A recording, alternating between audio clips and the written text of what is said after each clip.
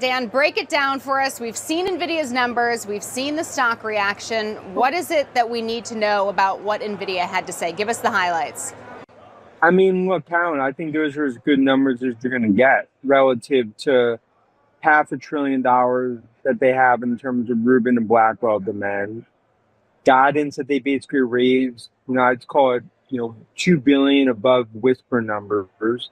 And this to me just speaks to what's going to be the early stages of this AI revolution playing out. And I think that's just another validation for what we saw. But if this is as good as it's going to get in terms of the numbers, and it wasn't enough to put the bears back into hibernation, what's it going to take? I guess what fuels the next chapter of this AI rally? Look, I mean, it's going to, well, first, I don't view it as this is as good as it gets. I mean, it's accelerated growth quarter over quarter. And I think as you look into the next 12 to 18 months, you're still early days in terms of where this is all going to play out. But as it plays out, I think more and more investors will understand the numbers that you're seeing today. I think they're underestimated by 20, 30% over the next years. And that's why you own Nvidia here. It's still a cheap stock. So why do you think that the 5% gain we saw in Nvidia, which really pushed the entire market higher, fizzled out today? What went on there? I mean, whether it's Fed-driven concerns about very similar as Palantir, if they put up such a strong number and the stock sold off, what does that mean? Is it a risk off? But it's my view, like these are buying opportunities for winners, not just like Nvidia, but for hyperscale and for big tech. But it's my view, like you're in year 3 of an 8 to 10 year build out. That continues to be the thesis. At this point, we've heard from all of the Mag 7 in terms of Q3 earnings. What's the biggest takeaway that you have from the Mag 7 earnings? AI is not a bubble. I mean, it's validation from hyperscalers, from Palantir, from Nvidia, from chip names. I mean, look, the bears will continue to argue it, and they'll argue it the next few years. But the reality is this is not a bubble. It's a fourth industrial revolution that's being built out. If this is a bubble, and I know you don't think it is, but if it was, what would bursting look like? What companies would still be intact? Which would implode? I mean, if this was a bubble, when I'm in Asia, I'd see demand softening. I went to 12 to 1 demand for NVIDIA chips. I wouldn't see it across other chips. I wouldn't see it across hyperscalers, across Palantir. I mean, to me, that's my whole point. Like, Anthropic hasn't even gone public yet. I mean, the point is, like, how could this be a bubble relative to where we are? We're talking about trillions of dollars that's going to be spent over the coming years. Still early days. Okay, so not a bubble. We have seen a drastic difference, though, in terms of how the Mag 7 specifically is performing this year. If you take a look, Meta and Amazon are essentially flat on the year. Alphabet's up, some 50%. Nvidia's up 35%. So I'm curious, given all of that, how is your tech and AI playbook changing as you think about next year? I mean, to me, it's more you play the second, third, fourth derivatives on software, on cybersecurity, on infrastructure. Nebius are good examples. Oklo in terms on the power side. I mean, to me, that continues to be the play, the second, third, fourth derivative of AI, along with the hyperscalers and NVIDIA. Along with the hyperscalers. So you think that there's still more room to run for some of those big names? We're still early days. I mean, you're only just barely penetrated on U.S. enterprise needs. Around the world, we're basically negligible. And for the first time in 30 years, the U.S. has headed China on company tax, led by U.S. big tech. Is the weakness that we're seeing in crypto a red flag for the tech trade? Are you looking at that at all as like a canary in the tech coal mine? Look, I think there's obviously it's a risk off across the board. You're seeing that. Obviously, you see it with a name, in terms of crypto. But I just think you're seeing a risk off across the board. But I think it's short-lived. I think tech stocks rally into year end despite what we're seeing in the sell-off. Okay, so the declines that we saw today, Nvidia down 3%, now down call it 10% this month, might be the cheapest that you could get it? Look, could it go cheaper? Yeah, it's possible. But I think this is going back to 5 trillion and eventually 6 trillion. That continues to be my view where this is all heading. Infrastructure spending by AI businesses is so high that Nvidia's data center division currently generates close to $50 billion in revenue. But is this the newest tech craze? Or is this growth sustainable? And when the entire ecosystem is being held together by the belief in AI's future, should we even be referring to it as a bubble? The circular economy of AI infrastructure spending, Nvidia's huge earnings beat, and whether CEO Jensen Huang's hopeful vision of AI agents managing every aspect of our everyday lives justifies the investment are all topics covered by Kirsten Korosek, Anthony Ha, and Sean O'Kane this week on Equity. Investors were once again astounded by Nvidia's results, which exceeded analyst projections for at least the 5th time in a row. The strong demand for these vital AI tools has led to a notable rise in the top artificial intelligence, AI, chip designer in the world.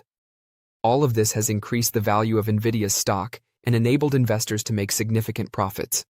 For instance, during the last 5 years, Nvidia's stock has increased by an astounding 1,000%. However, investors were let down by Nvidia's stock, which dropped almost 3% during the November 20 trading session that followed its most recent quarterly report.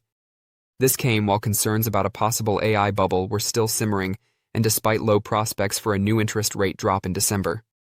Should you purchase Nvidia stock following this spectacular earnings announcement, taking the big picture into account? This is what history has to say. Let's take a brief look at this company's history before delving into the most recent Nvidia figures. After realizing the potential of artificial intelligence, AI, Nvidia changed its focus a few years ago and created graphics processing units, GPUs, or AI processors, with the AI industry in mind. The business gained leadership by entering this lucrative market early. This has resulted in double and triple-digit earnings growth and outstanding stock performance over the last few quarters. Since Nvidia's GPUs are essential to the creation and application of AI, the business stands to benefit from every phase of the technology's growth. And this is what we're witnessing today. Businesses from a variety of industries are depending on Nvidia's AI platforms to manage their projects, and major cloud service providers are looking to Nvidia for GPUs to expand their data centers. Let's now discuss the most recent earnings report. Nvidia reported a 62% increase in revenue to $57 billion in the third quarter of the fiscal year 2026. The firm maintained a high level of profitability on sales, as seen by its gross margin of over 73%. Investors looking for AI winners should consider Nvidia and Oracle since they are in the thick of the race to develop cutting-edge AI infrastructure. However, the two companies approach the trend differently. While Oracle is a seasoned corporate software vendor, vying to become a significant cloud infrastructure provider for AI workloads, Nvidia designs chips and complete AI computing platforms. When investors must choose between them, Nvidia offers greater profitability and faster growth, while Oracle relies on a sizable installed customer base that uses its software and a developing cloud computing company. The excitement surrounding Nvidia's growth narrative cannot be overstated. It's astounding. After growing 56% in fiscal Q2, Nvidia's fiscal third quarter revenue increased 62% year over year to $57.0 billion. As consumers increased their spending on newer Blackwell systems, data center revenue, which includes its AI platforms and accounts for the majority of Nvidia's sales, rose 66% year over year to $51.2 billion.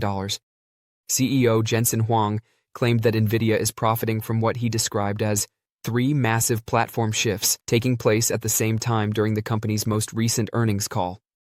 The inference is that demand is linked to a wide change in computing methods rather than a specific product cycle. To put it another way, Huang believes that these are still early days, which is a big claim for a business that already has a $4.4 trillion market valuation. Furthermore, Nvidia's profitability is exceptional. The business continues to turn a sizable amount of sales into free cash flow, as evidenced by its 73.4% gross margin for the third quarter of its fiscal year. For example, free cash flow for the quarter increased to $22.1 billion from $13.5 billion in the same period last year. Investors must pay for this growth narrative, of course. As of this writing, the stock has a price-to-earnings ratio of 45. Cloud acceleration from Oracle. Compared to Nvidia, Oracle's business is expanding far more slowly. This could alter, though, if the company's remaining performance obligations, RPOs, are a sign of potential future developments. As its cloud infrastructure business grew and RPOs piled up, Oracle's total revenue increased 12% year-over-year to $14.9 billion in the first quarter of fiscal 2026, with cloud revenue up 28% to $7.2 billion. Oracle CEO Safra Catz stated in the company's fiscal first-quarter earnings announcement that in Q1, the business inked 4 multi-billion-dollar contracts with 3 distinct customers.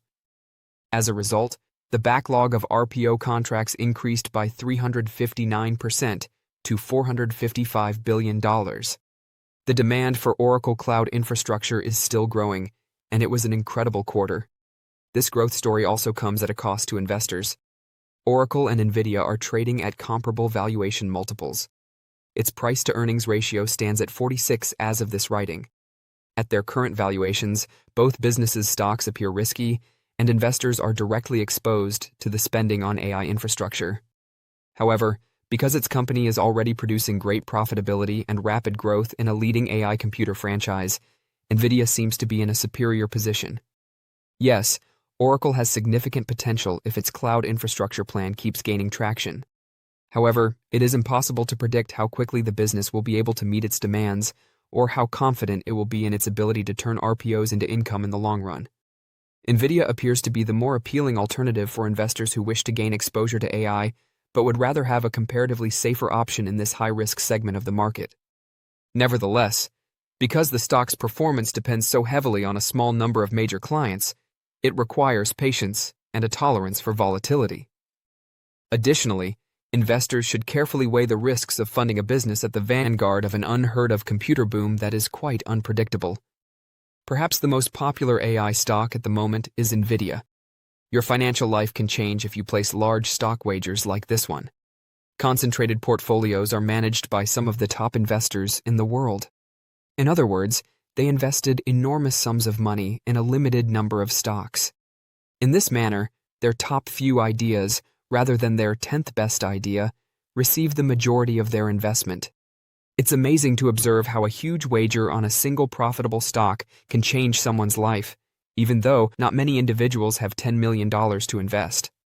Although diversification is crucial, the following example shows how effective it may be to stick to your finest investing ideas. One of the top-performing equities over the past 10 years has been Nvidia. Its status as a top artificial intelligence AI stock is primarily to blame. Nvidia's business model has directly benefited from the sale of its top graphics processing units, GPUs, which are essential parts needed for training and implementing sophisticated AI models, given the sharp increase in AI spending. Nvidia's stock has increased by almost 24,000% in the past 10 years. Thus, an investment of $10 million would today be worth around $2.4 billion. These days, even a $1,000 investment would be worth almost $240,000. This does not imply that you should put all of your money into one stock. The best option for most people is to invest in a wide market index, such as the S&P 500, which offers significant diversification advantages. But why invest in your 15th or even your 10th best idea if you want to see the most growth? Think about placing a larger wager than normal if you have strong feelings about a stock such as Nvidia. However, if you choose to manage a focused portfolio, don't invest more than you can bear to lose. Don't forget to share your thoughts and experiences in the comments below. Your input helps create a more knowledgeable community where we can all learn and grow together in the world of investing. Stay up to date with the latest market trends, insights, and key updates by subscribing to Investing Tutorial. We're here to help you make smarter investment decisions and stay ahead of the curve. Is there anything that you would avoid right now? I know we always talk and you're bullish on so many of the big names, but is there anything that you look at right now in the AI and tech space that you would say, you know what, I'm good without that? I mean, look, when you go further down like Quantum, we're bullish on, but maybe some of those names could sell off more. I mean, so you gotta be careful maybe on like certain selective names, but I mean, to me, it continues to be early days where this is all going, and that continues to be the theme in this AI revolution. That's our view. I don't. And me and you have known each other for years. I don't get just caught up in like stocks sell off today, markets telling you something. I focus on like my time in Asia, my time spent around the world. I see the demand, and that continues to be my thesis. And I think further validating what we saw during earnings season. Okay, so early days, but how much longer will Nvidia specifically have the lead that it has? Because we know that it's dominant. We saw it in the numbers. But who is the biggest threat to Jensen Huang's crown in the next, say, 18 months? AMD, Huawei, yeah, that's some of the threat. But the reality is Nvidia continues to be, it's one chip in the world fueling the AI revolution. That's Nvidia. How should investors measure the China risk at this point? Is it a solvable headwind at this point, or will it continuously be the Achilles heel of the AI story? I mean, look, it's like it's the biggest chip on the poker table for Trump in terms of negotiations, U.S. and China. But the reality is that I think Nvidia ultimately can get re-access to the China market, and that's not baked into numbers. It's a risk, but I think a manageable risk relative to what's baked into the stock. Okay, so just final thoughts as we think about these early days of the third inning, as you say. Not sure if there's extra innings in this ball game, but just final advice to investors as they think about, how far AI has already run in terms of the trade, but also some of the weakness that they've seen. Just the beginning, the white knuckles is just all part of it. I think we're going to look at these as opportunities as it all plays out. Second, third, fourth derivative. More and more companies go toward it. Sovereigns go toward it. And for the first time in 30 years, the U.S. is ahead of China when it comes to tech. And that's why I think NVIDIA, Microsoft, Oracle, Palantir continue to be core holders.